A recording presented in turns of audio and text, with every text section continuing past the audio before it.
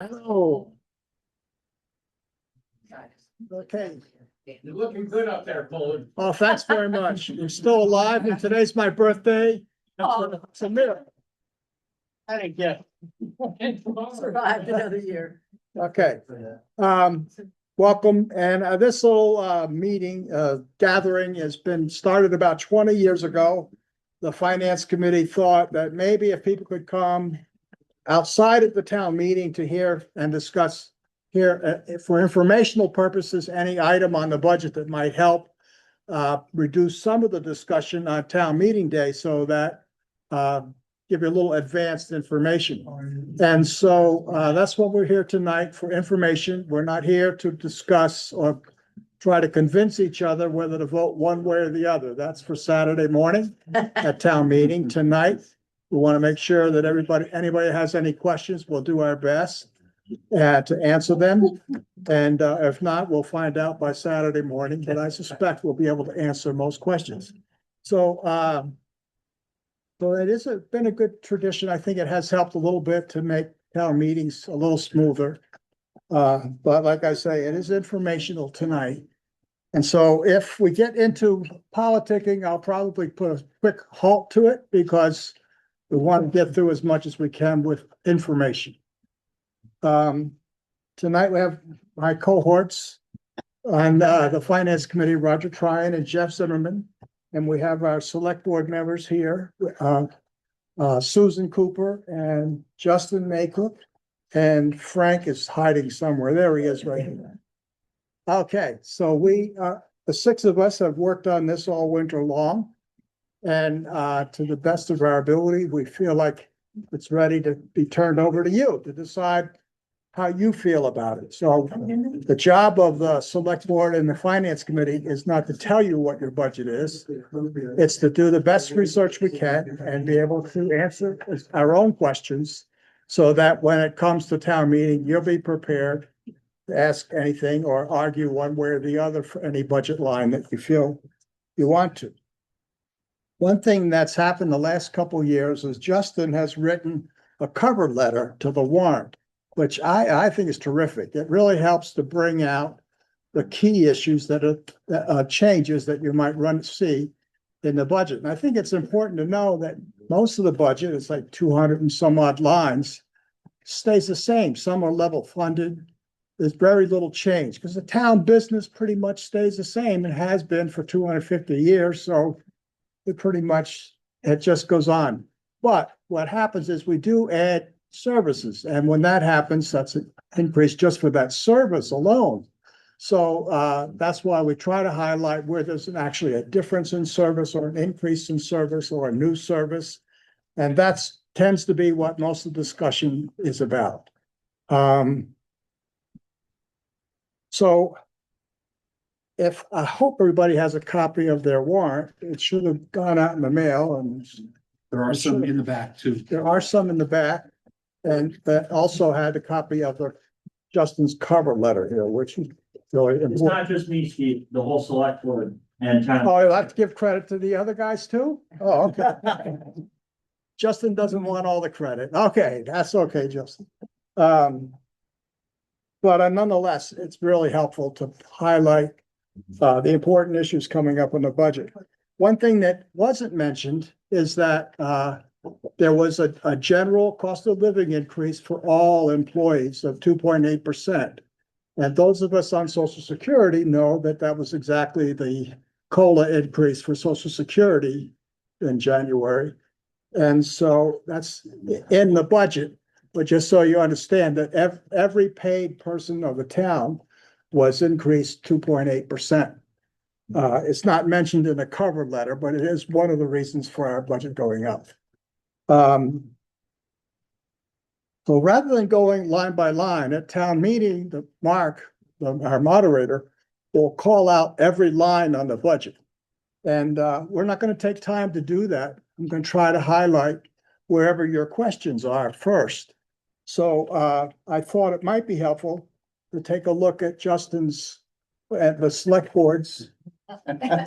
board's cover memo, because these are the issues that will be different enough to probably requires some conversation. So, the first one he brought up is one big change from year to year is always new people being added to town payroll. And so the first one listed there is an assistant to the principal assessor. Our current assessor is really old. He's a year younger than me, but he's really old. And he's planning to retire sometime in the next decade or so. He's not sure. He's been saying that for the last decade, so we're not sure of the next. At any rate, he has identified in our town clerk some unique skills with computer and ability to learn regulations very quickly. And he's hopeful that she would be a qualified applicant, but that it will be open for general hiring procedures. Nonetheless, the job would be, I think 10 hours a week is what we settled on. And that may be for 2 or 3 years, or maybe less, we're not sure. But the idea is that she will be in the office working with Don, learning the ropes for being an assessor, which is a pretty technical job, gets worse every year. And then the plan would be that Don would become the assistant and work 10 hours a week. And there would be a new assessor. So the idea is have a smooth transition. The assessors board, Gary Shaw, who hopes to be on it again, has to be written in because we didn't get his name on the ballot. But Gary's is the assessor. Okay. So that's the first. And the second area, which is obviously a lot more money, is our ongoing plan of adding fire department, full-time professional fire department staff. And that would be this current year, we've added 3 full-timers. And next year will be phased in during a training period. So it won't be as much as full-time. They'll be sort of on a temporary, I think 9 months, a transition. The plan ultimately, as we presented to town last year, was to have 9 full-time employees. And that it would take 3 years to implement that. It might take a little more than 3 years because we're really trying to bring it in as pieces as best we can. So right now, we have to go year by year because that's the way our budget is. But last year, we asked for an override to make sure there was sufficient money for us to raise taxes enough to pay for this new service. And that was voted by 90% of our citizens. So the override funding is there, so that's not an issue. I won't try to explain what the Proposition 2.5 means, but it's a state limitation on budget increases by town. And it's something that has to be watched very carefully because it's quite a difficult thing. But nonetheless, we have capacity. It's not going to be an issue. So is there any additional information questions have about what I've said so far, the fire department increases? Any doubt about it or? Yes, I do. Steve, Yes, even Susan wrote me, we did not vote to add 3 people for 3 years in a row. It was implied, but it was not voted. I have it in writing from Susan. yes. So the voters did not vote 90% to have 3 this year, next. Oh, yes, I'm sorry. I'm sorry if I wasn't clear. We voted for an override that would provide funding to do this and as we saw it, to add 9 people at the end of the time period. The problem is, we could have done an override every year, which is very difficult to do. Whereas we added the capacity to our levy limitation so that we could plan for the 9 people. So you're right. It's an annual increase. That's why it's still being discussed this year. But the override was necessary to implement that. Does that make sense to you? Is that still not? No, because what if the school budget goes up? We have to use that override, the school budget. Well, the school budget is going up, but Yeah. we still have capacity to, But the voters did not vote last year. So you keep saying 90% voted that we could add 3 people for 3 years in a row. The voters did not think that that's what they were voting for. Well, that's interesting, because I thought we made it pretty clear that's why we were doing it. If it was a school budget issue, we would have said so. It's not a school budget issue. The school budget's going up this year, and we're also not asking for an override for that. And we wouldn't need one. So, I just want to clarify, the override is not only being used for fire department. The That's, override is used for anything, which will include, I'm assuming, does anybody have the actual override balance now with this year's budget? It's right about 1.1 million. Well, we voted 1.1 It's right about 1.1 million this year. this year, Yes. so we haven't had to use any excess capacity for fire yet. No, because that's just. It was about half. Use it. 1 million. So we use that one. yeah, when we began, when we, It's a general override. So we voted for a specific purpose. The first year of a general override that you state a specific purpose, it has to be within that specific purpose. After that first year, which is this year, it just spills into the general excess levy capacity, which happens to be, I can pull up the number in a few minutes, but it happens to be right around 1.1 million. when we began the budget last year, it was over 500,000 Yes, was our excess capacity. So that pretty much covered what we added in this year's budget, 2026. That's why we still have about 1.1 million of capacity. Levy capacity. Yes, Ms. Miller.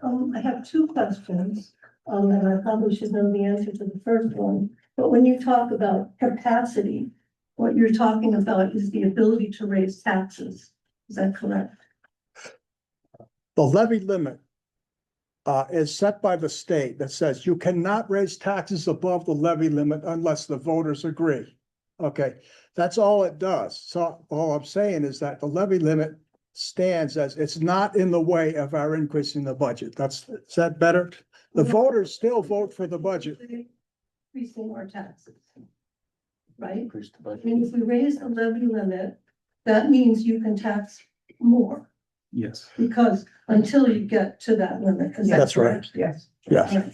So then my second question is, on the fire company budget, am I to understand that both the fire chief and the assistant chief are working full-time and have no other employment for the $100,000 they're going to be paid? No.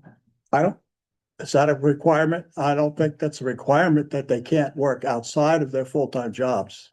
Well, as a person who doesn't make $100,000 a year, and never has, I just wonder where the value return on investment ratio is. A person working full-time when they are there, or is this a remote job? You know, I think we deserve some clarity on this growth spurt that we may have committed ourselves to in terms of, who makes the decision on how the town is going to use this asset that we have and not bear the burdens of other towns not having that asset and not being willing to invest in the asset and having us carry the burden of this responsibility. So I think that's all kind of mixed up together, but maybe someone can answer that question.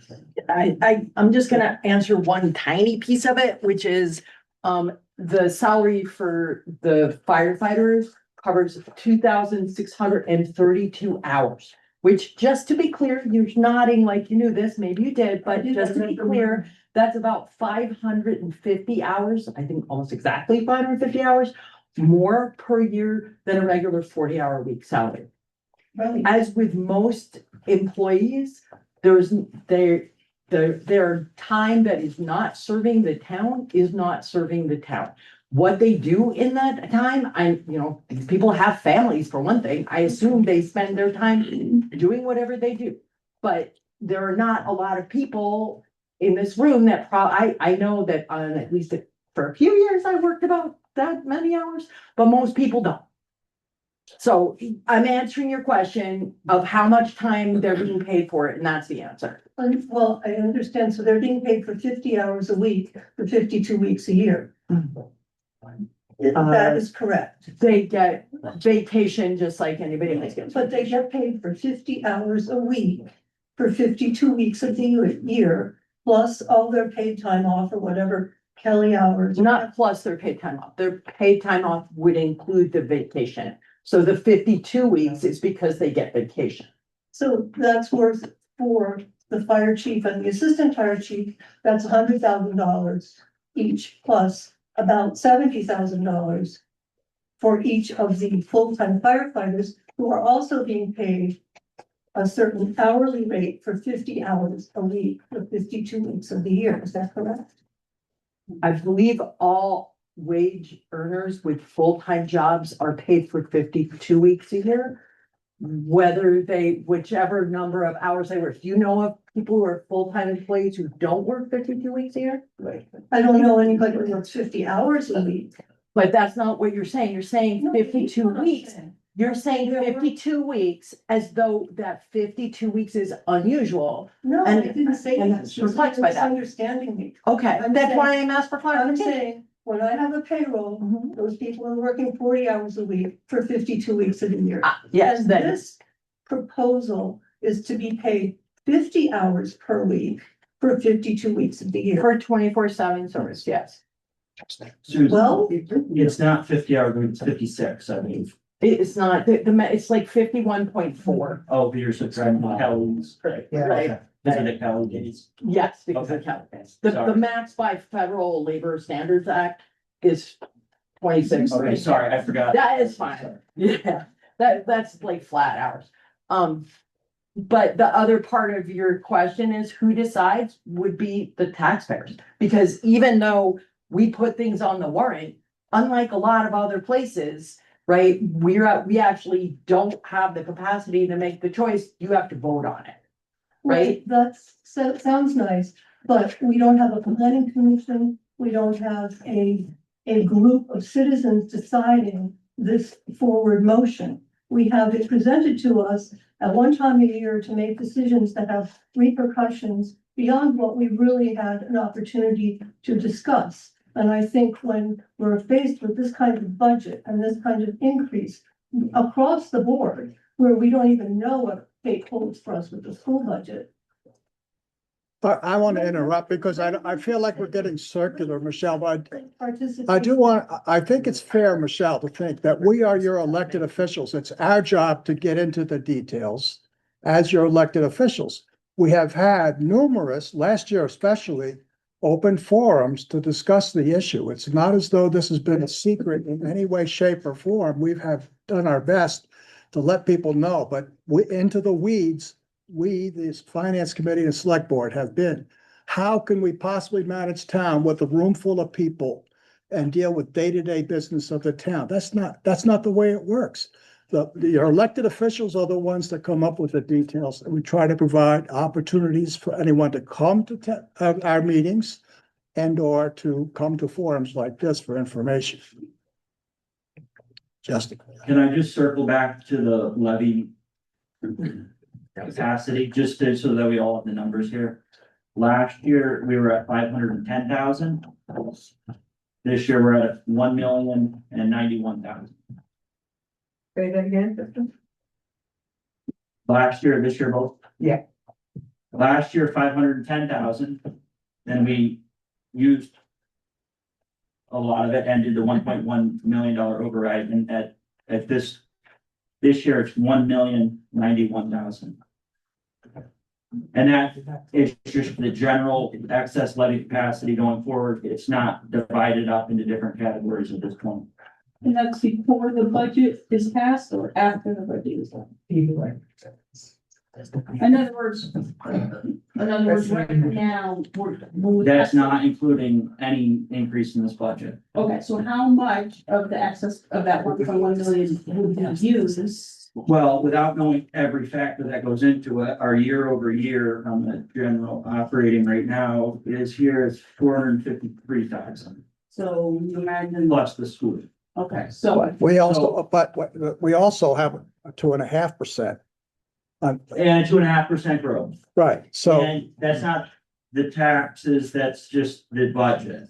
Yeah, it's important to understand the levy limit is set by the state after we close the books June 30th.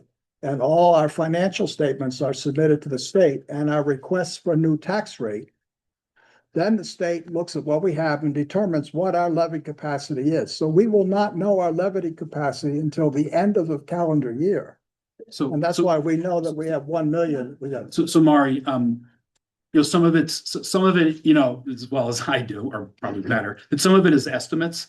But I've used the calculation on some of the things like revenue and all that kind of stuff. I think based on some estimates, the levy limit after this budget will be, of capacity will be about $620,000. Thank you, Roger. I think it'd be way lower than that. So, Do you have anything to You do don't with have the the school school? in yet, right? I have, no, you're right. I don't have the school in there. That's based on some guesstimates, so it could be. That's the school. less. Yeah.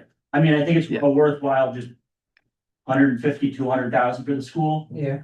Yeah, So you're probably. sitting around 400, 450. Somewhere around there, So probably. the 1.1 million that was voted last year is gonna be down to for something possibly this year. Just to let people know that it's. Yes, towards the 2028 budget. We're now working on 2027. So after if we pass the budget as it's presented, then we will still have the capacity going forward to do the third year of this plan.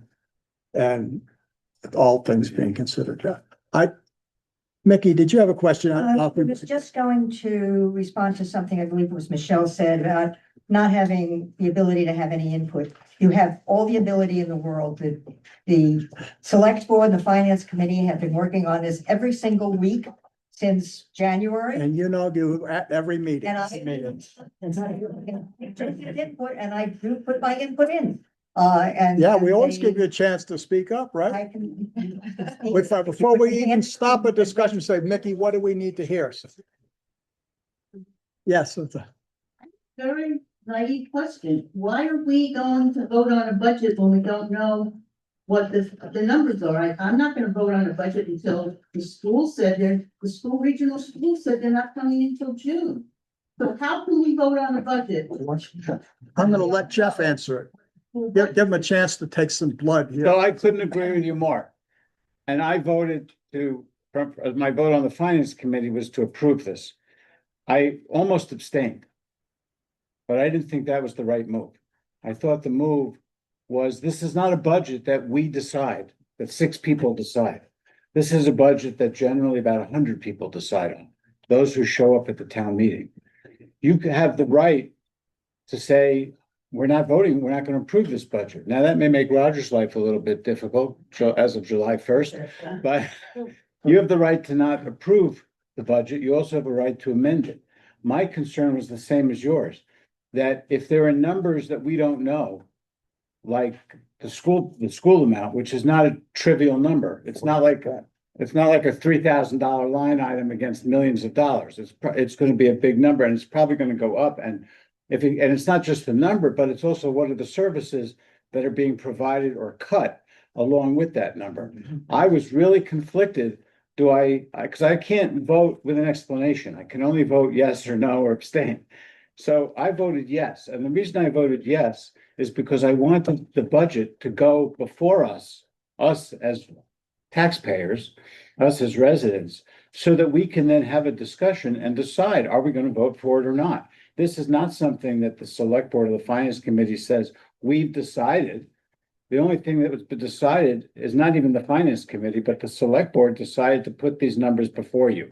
Okay, so can you give us the scenario of what's gonna happen if the town says, well, we as taxpayers say, look, we don't wanna vote for something until we know when we get the final numbers in. What is the procedure that happens from there? Because if we say we're not gonna vote, then what happens?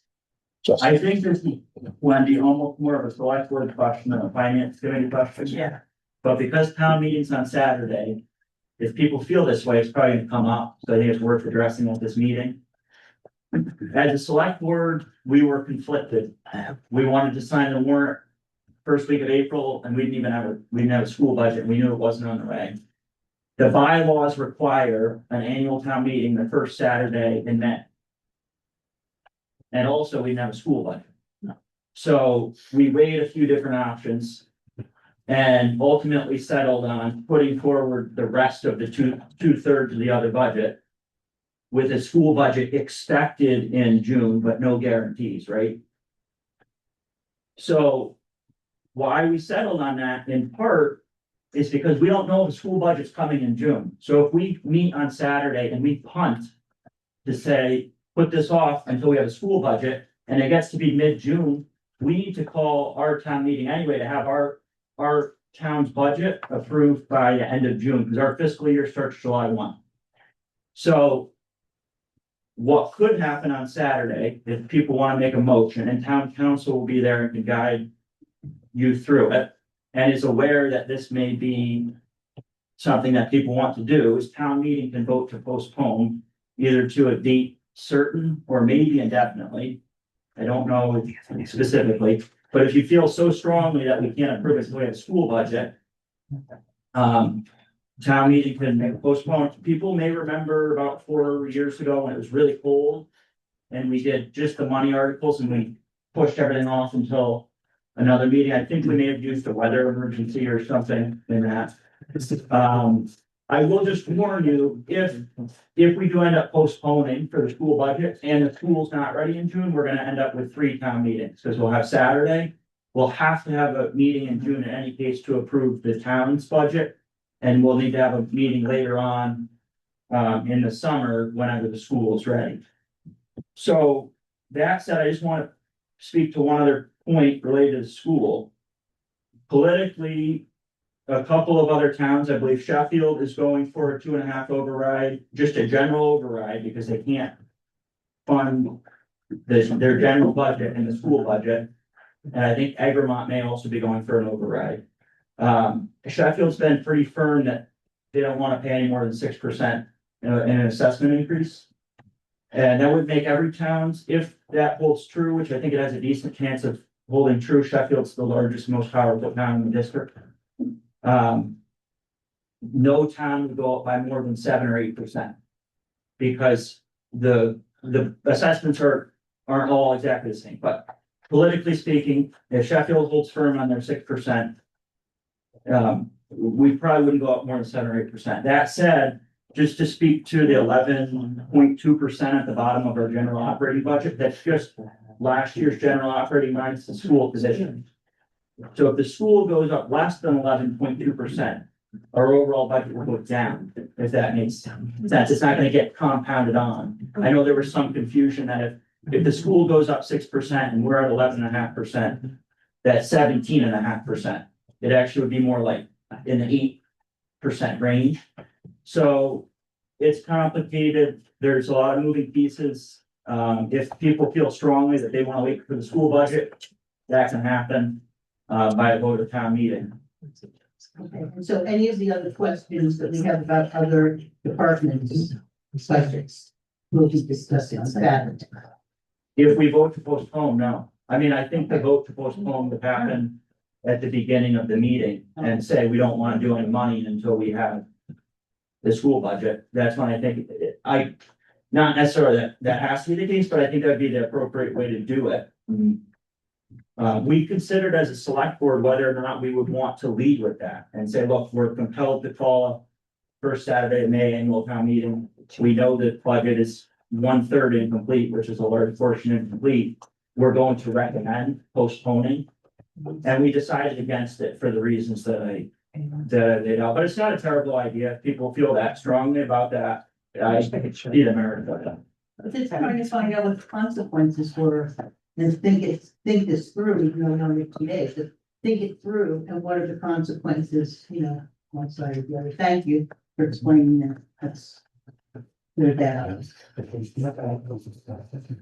Okay, I'm sorry we had to have discussion about the levy limit, but it's important because as Justin just mentioned, 2 towns have to go just for general operating expenses have to increase their levy limit. So they're going for an override.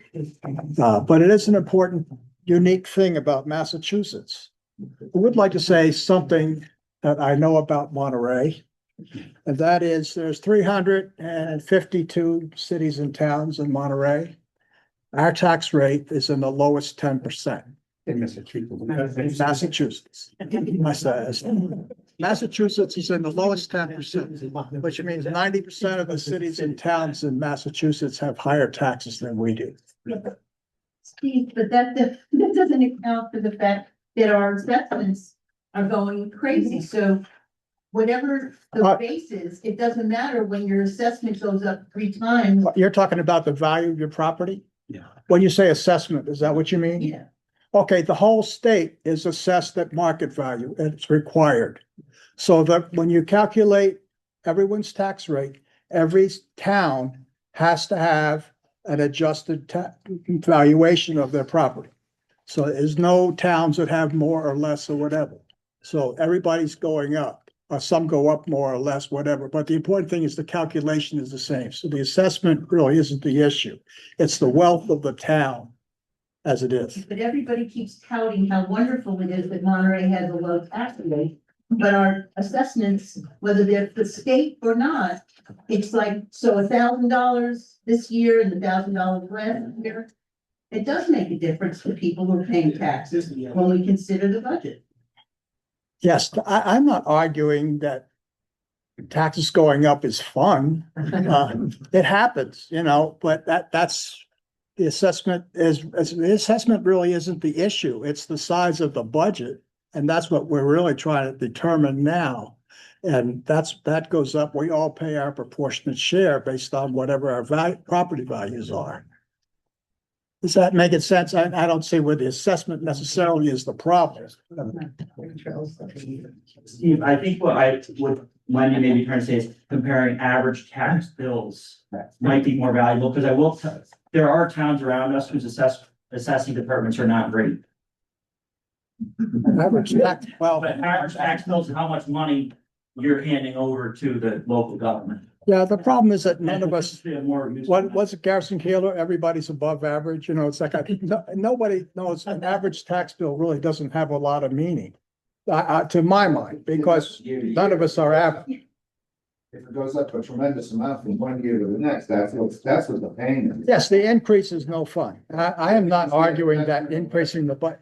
It's the pain in the person's, in the people's wallets. That's right. I'm not arguing against that. I'm saying that there are, in my mind, there are things in life that you want your food goes up, whatever, you didn't stop buying food. It's kind of that simple. We're all faced with increased costs. And so the issue here is this is a new service. By expanding our fire department, we've been very lucky for decades and decades to have people providing a free service for us as volunteers that we no longer get. So we have to figure a way to start providing that. We've been very fortunate. So, all right, any more discussion needed on levy limits or whatever? We've been talking a little bit about the education budget, as we've mentioned. A lot of people has the assumption that the select board and finance committee has some input on the school budget. We often attend their meetings where we're told what they're going to do. We don't have input to change what they do. And what we as your elected officials and you as taxpayers get to do is vote it up or down. It's really that simple. There's not much discussion. We do have a representative from Monterey on the school board that you could contact if you want more detail. But for the most part, the school budget is, for us, it's voted up and down. It's split among 6 towns. And that's where it gets a little confusing because all towns do not pay the same percentage. It's based on something called the equalization, which has a lot of factors in it. Amount of real estate, the ability of the town to raise taxes, the wealth of the town, like incomes of the per capita income of citizens. All those things go into that equalization calculation that determines what towns and what each town's contribution to the school budget is. It's not based on only on kids, although that's one of the factors. Yes, Mrs. Makel. Hi, so just wanted to remind and let everyone know in this room that you're all welcome at any time to attend the school committee meetings. They're public meetings. The public is welcome. And there's, you can look into it if you can't get there. I've gone to some by remote. Yes, it's always on Zoom. Yeah. All their meetings are on Zoom. Just some members want to let them know, you can be part of that, even subcommittee meetings. Yeah. Thank you. Yeah, no, my point is, it's not that you can't find out the information, but we as policymakers do not get to input the ultimate result of the school budget. We just get to vote it up or down, the same as all of us here in this room, up or down. Susan, I just want to chime into that when the finance committee and the select board were meeting on the budget and the school budget, one of the issues that came up that a big issue for me on the school budget is that there's a lack of clarity at the budget level. There's a real lack of clarity of what that budget would mean for the schools and for the kids and for the education. It's unclear how many positions would be cut and which positions would be cut. That was with the two they actually gave us. If in fact Sheffield weighs in to that degree and gets their way and they have to cut it further, I'm concerned, I still have a concern of what those cuts will be.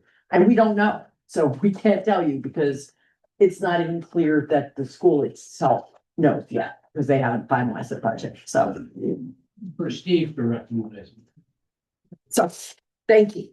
That's all. yes, Stephen, Just to be clear, I believe there's 5 towns in the district. Yeah. And when there's a vote, if 4 of the 5 support the budget, then it goes through, and it's too bad for the town that voted it down.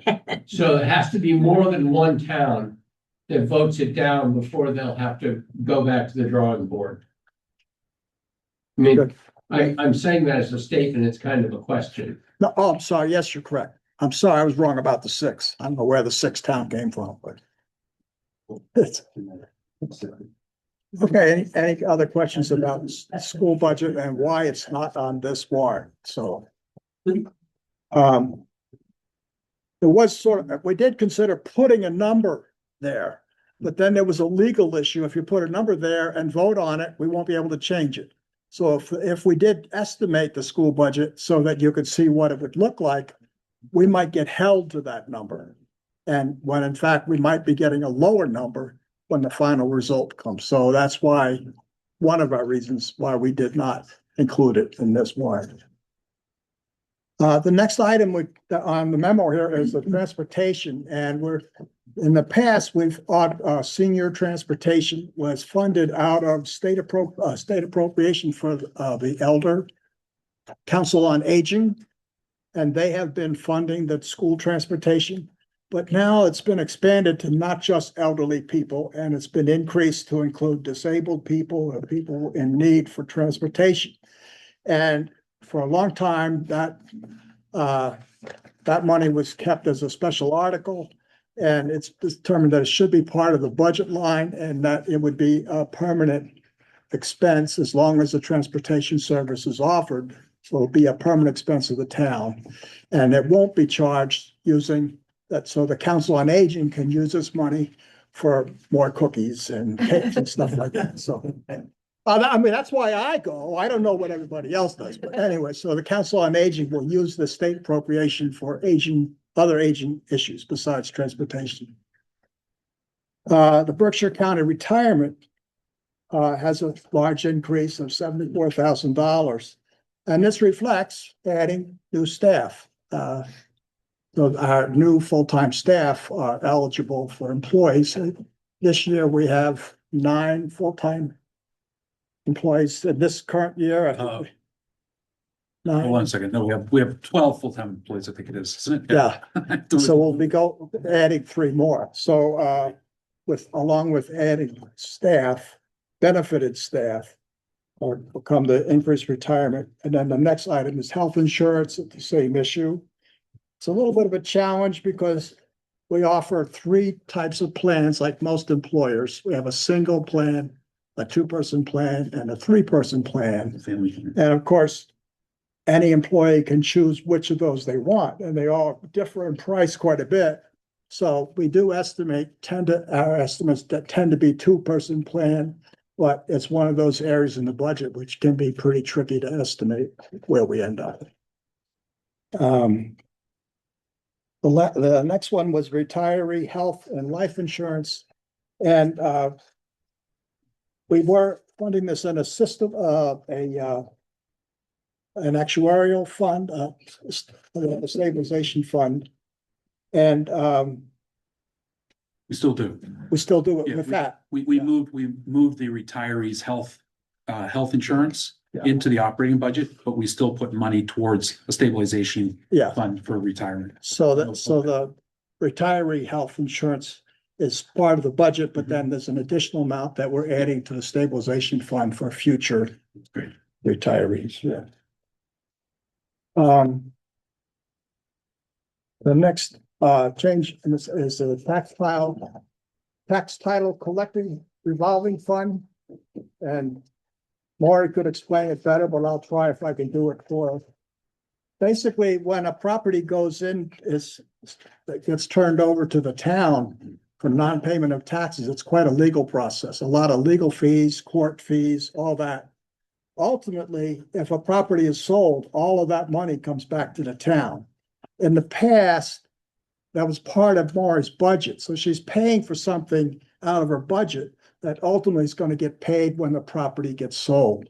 So to avoid the timing problem of ins and outs, we're setting up a stabilization fund so that all those expenses involved in taking over a property because of non-payment of taxes go into a revolving fund, and then when we get reimbursed in the sale of the property, that will go back and offset those expenses. Steve, Yeah, Steve. since you're talking about a revolving fund, we also have a revolving fund for the transfer station. Am I correct? No, No, So, I mean, we had one, but it's for the composting bins from about 5 years ago, it's little green bins. okay, well, I'm not talking about that then. So we generate fees to the town for the use of the transfer station for bulk waste and stuff like that. Where does that show up? Now, that's an interesting question. The town budget is funded by two basic sources. One is your tax dollars. That's called the levy, the amount of the budget that taxpayers have to pay. But there's an additional over $1 million of other types of revenue that also pays for that budget, okay? So included are police fines, money from the state for untaxed land, dump fees, all of those things are other revenues, okay? And those other revenues are used to fund the operating budget. So the primary is your tax dollars, and then another $1 million plus comes from other places. So the line item in the budget for transfer station operation, does that include anticipated revenue from dump fees? no. I don't think it they're does met. not, no. So do the dump fees end up going into free cash? They go into the general revenue. They're Sorry. part of those other revenues I just talked about. It's the way towns have to account for other revenues. They can't, if you have one budget line, you put your revenue in there and your expenses, the balance would be zero. So financially, you're trying to look at a financial statement, you separate revenues from expenses, okay? So that's kind of basic accounting problem. And a lot of people want to say, well, that line item has revenue over here.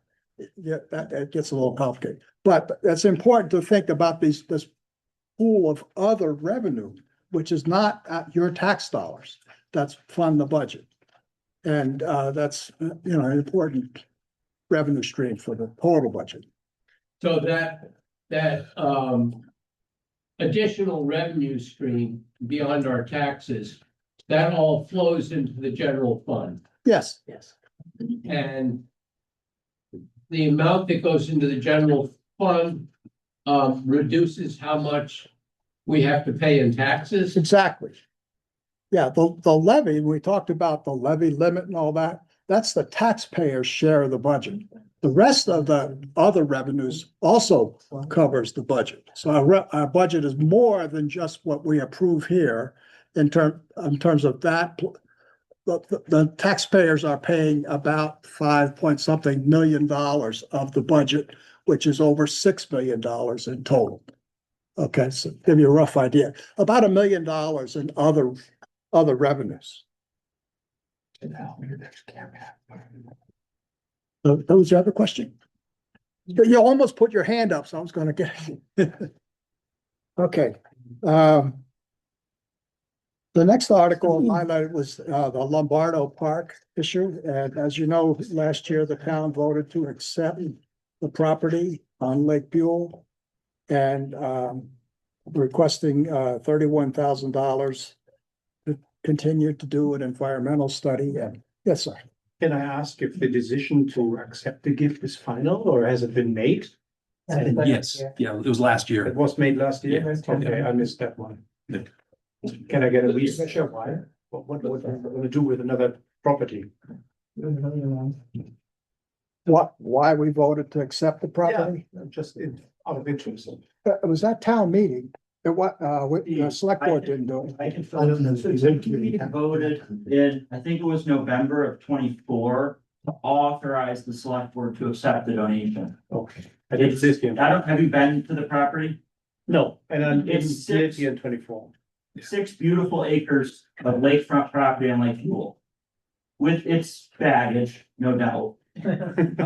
But 6 beautiful acres of lakefront property on Lake Buell. And the idea is that it could be a park of some kind, and the committee is working on figuring out how to make that happen. But this money will go towards an environmental study, and if there's money that needs to go towards any environmental remediation, which we don't expect, that will start that process, and otherwise they can go towards site engineering. Okay, thank you. The next issue to come up is not a budget issue, but it's the Community Preservation Act is on the warrant for the town to choose whether or not to participate. The Community Preservation Act was started in 2000. And since then, a number of towns have put it in, Great Barrington and Lennox in particular, I know have talked about, have implemented it. And if the town agrees to increase its taxes up to 3%, that money can be put into a fund that can be used for numerous things like buying more public land or housing, various opportunities, historical sites, things like that. Stephen. The housing committee has worked on both the CPA and the seasonal communities. There's a lot of details in there.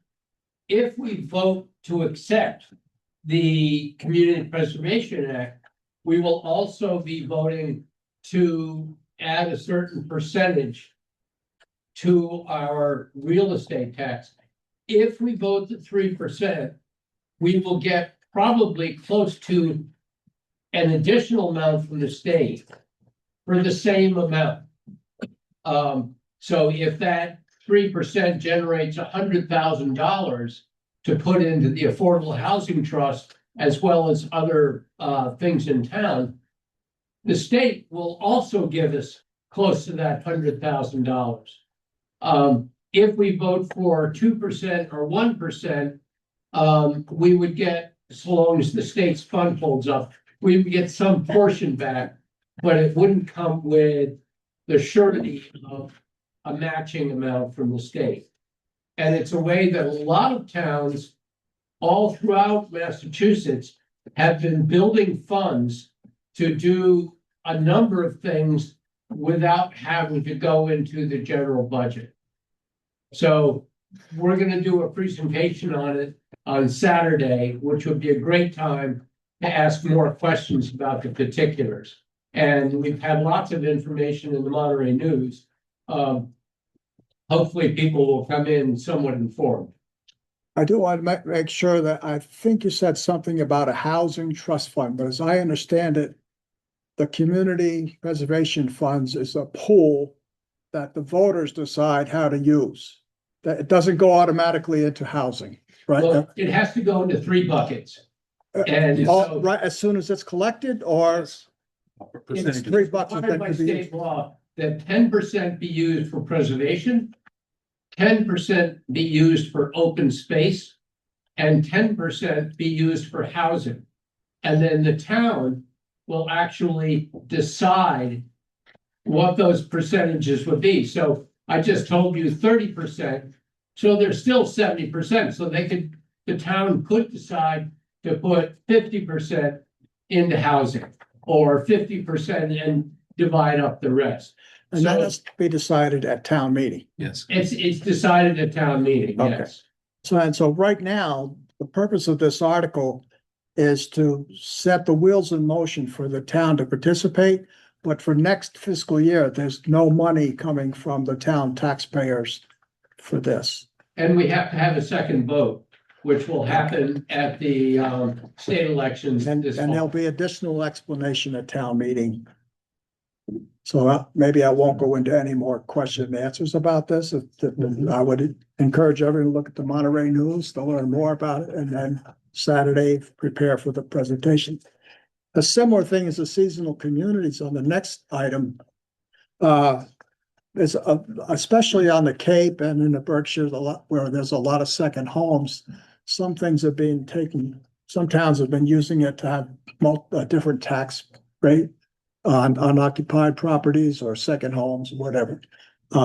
We do not have that now, but that act does allow for something like that. Here again, this is making it as a possibility if we choose to be a seasonal community, but whether or not we ever have multiple tax rates is something requiring another whole series of town meetings. But I guess this, as I understand it, I guess you'll be explaining this again in more depth. Right, we'll do a presentation about that. And there is the option of moving to effectively a two-tier tax rate. But in addition, the purpose of this is initiative by the state to find ways to increase housing. And part of that is to reduce the amount of short-term rentals taking place in domiciles that could be year-round housing. And this is another thing that many towns in the state, primarily, as Steve said, in Cape Cod and the Berkshires. But there's other towns that qualify for it throughout the state.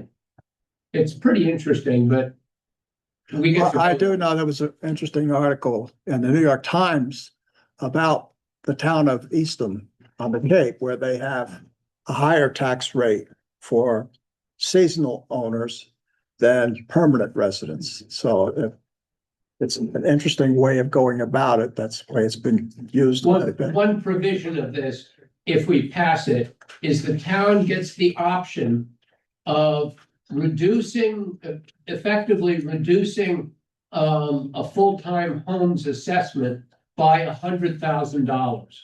We would keep the tax rate the same, but full-time residents would not pay on $100,000 of the value.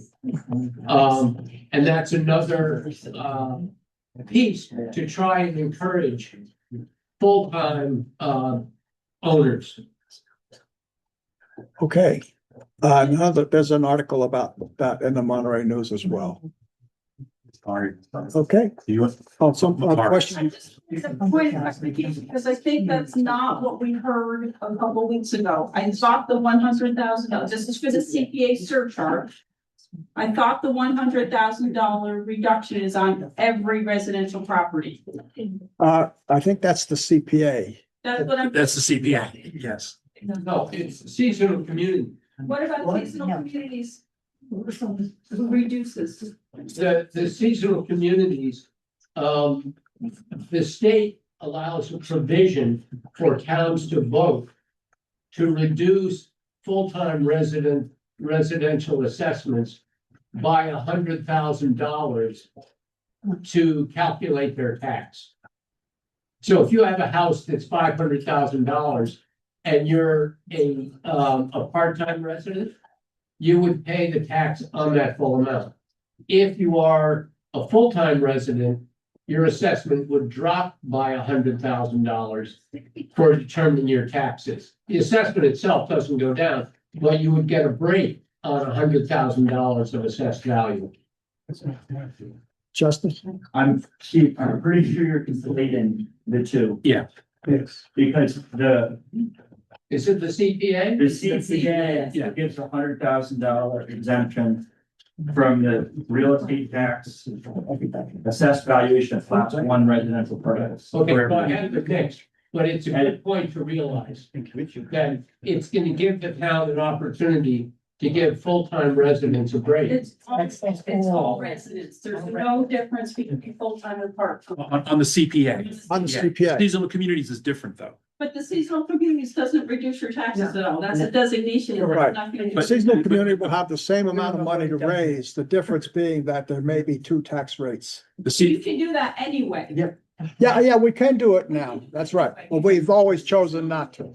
To do that residential thing, right? Correct. well, just, I'm sorry, the CPA, right, for the seasonal communities, it does allow you to say, if you're not a full-time employee, if you're not a full-time resident, you will be assessed differently, or I'm sorry, I should say it the other way. Full-time residents would be assessed less than seasonal or part-time residents in a seasonal community, through the seasonal community. No.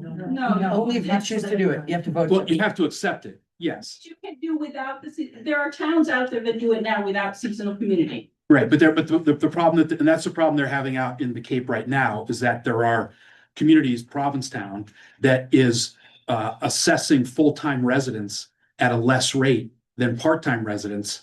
And that's where they're having issues, is because there are multi-generational families that are going there that are being assessed at a higher rate than somebody with a $12 million home, because they've declared it as their full-time resident. And that's through the seasonal communities, not the Only after they adopt it. Only after they've adopted, yes, only after they've adopted through the seasonal community designation, yes, correct. Justin? Point of clarity on seasonal community and residential tax exemption. Residential tax exemption can be done now up to 35%. It does not set two tax rates. It means if you reside in your house full time, you can be exempt on a percentage that the town decides from 0 up to 35%. So we could say 10% is exempt. It will, and doing so actually just increase the tax rate, right? And people who don't, the exemption doesn't apply to will end up paying more, and people it applies to will end up paying less. But what all that seasonal communities does is allows us to take that 35% up to 50%. But we can do residential tax exemption without seasonal communities up to 35%. Right. Also mind that it's not 35 or 50% of your tax assessment, it's the average of the town's tax. It's also if you live full time, it's off of your residential tax. I think it's actually the average of all taxpayers of the town, and then either 35% are taken off that. So if you have 10 houses that are $100,000 each, I don't think they don't get 35,000. Could be wrong. Yeah, that's something to look into. I think it's individual to your bill. Maybe clarify that before. Well, it does say average. There might be a formula before you bill. In any case, we're not voting a residential exemption today. No, but I think it's important for people to No, understand. when you look at it, you have the right information, 100%. Yeah. Because sounds great, right? 50% off. But But remember, our budget is almost 90% made up of our real estate taxes. So if those taxes go down, everything else will need to be more, meaning So the idea is that the overall tax revenue doesn't go down. Right. It's just that full-time residents are taxed a little bit less. Right, and other seasonal residents. But it also depends highly on the value of the house, how that actually works. Yeah. So don't come to the conclusion that everybody will save money, but. Right, that's what. But it's important to remember that's not what we'd be voting on. Correct. And it's not even proposed. Right. Correct. Yeah, and it's more like 80% than 90. 83%. Just saying. These things are calculators. Okay, so there's more discussion on Saturday. Get a chance to read the article in the Monterey News if you have more questions on them. The last issue on the memo was about our fund balances. And one importance is free cash. And free cash comes from if we underexpend our budget, which has happened again. I think last year we underexpent by about 200,000.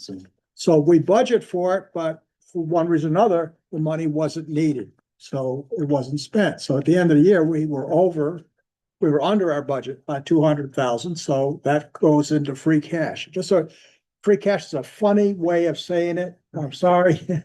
It's really an fund balance. Is really one way to think about it. Yeah. I think this is the first time we've seen the fund balances on this cover letter. It is. Do Maybe you know what it was last year? What our balance was last year? before and the after? free cash. What the free cash was? Yeah. I can say anecdotally, I have the balance pulled up in front of me, the last several years, we've been right around 300 to 400 certified. And we leave about 30 to 40. We set that as a target 5 years ago, 30 to 40,000 left over, and that's what we've always done. This is probably the lowest. If you're familiar with free cash, when it's the end of June 30th, it all goes away. And then we can't use it again until it's certified again, hopefully in the fall. So, I think it was around. Yeah, well, I talked about how we don't really know what the levy is until next fall, late fall, winter. It's the same way with free cash. The state looks at our financials, sees if we spent the budget or not, what we did with it. Another big case, I'll say, where we end up with more free cash is in the other revenues that we talked about, which is over $1 million. And that estimate is made by our town accountant and conservatively. And we often have a couple $100,000 more other revenue, and that goes into free cash than what was budgeted. We don't vote on other revenues as a town. Okay, they're in place unless we want to add a new revenue stream, like we're going to start charging for mowing lawns or something. You know, we don't need a permit to mow your lawn. No, we're not doing that. So but revenues are not voted on by the town, but nonetheless, it's 20% of the funding for our budget. So but it tends to be estimated much lower than what we really end up with. But it makes sense because if we don't draw those revenues, then we have to go do something because we won't have enough money to fund the budget. We know when we set our tax rate, we know what our property values are. We know exactly how much tax money we're going to collect. But other revenues are a little bit iffy. We don't always know. So therefore, they tend to be projected for state purposes lower than what they have been receiving. And so that adds to free cash as well. So free cash is just excess money that came in or wasn't spent over what was planned. And the state says, okay, that's now available to you for you to use as you want. And so in the special articles, there are a number of spending articles in the back of the budget that are not budget items. They tend to be, as we've tried to make them, one-time expenses. And so that's where they show up. And that's why free cash is the source of revenue. It won't be your tax dollars because you've already been taxed on that money. It wasn't spent, right? So that's what free cash does. And it's used, and if you go through the special articles, all the spending articles, those are funded by free cash. But would anybody like to talk about any of those, or that's it? We've been at this for an hour. Just Roger has two amendments that will need to be made on the floor of town meeting. You want to explain them? What's that? You can explain it. So we just heard from our accountant today. If you look at, miscellaneous expenses, 916 Medicare and 913 unemployment insurance. So 913 unemployment insurance for a very long time was 1,000. It's a percentage of your total payroll. And we didn't have claims for many years. We've had 2 claims recently. So the percentage has gone up significantly and our payroll has gone up significantly. So the recommended amount for unemployment, Roger, is 30, I think it was $31,000. 31,000. So that's up by 31 instead of 11, 19. what's on there? The 12, it's 12, it's on. Well, It was 30,000 last year. We didn't have claims for many years, so we weren't charged very much. We've had 2 claims. One pretty costly in the past couple of years, so we're up. And it's kind of sort of like you pay back is because you're paying it. It's so it goes backwards, looks backwards. Do we pay a percentage unemployment or do we pay an Yeah. actual? So there will be Percentage on an it. amendment on Do the pay a percentage as well as claim as a factor. 913 unemployment insurance to go up, I believe it's 31,000 over the number. And then 916 Medicare is a straight percentage of payroll. Oh, we run. If you're an employer, you might know that the employee pays into Medicare and the employer. I had that backwards. I'm sorry. It was 36,000 for the unemployment. Okay, It's thank you. like a little over 36,200, I think is what we'll do. Medicare is a preset percentage of payroll. There's an employer contribution employee. Our payroll has gone up significantly in the past several years, and so they're looking for, was it 31,000? That was a 31,000. Yeah. 31,000 in Medicare. A lot of it had been level funded over several years at 18.5 or so.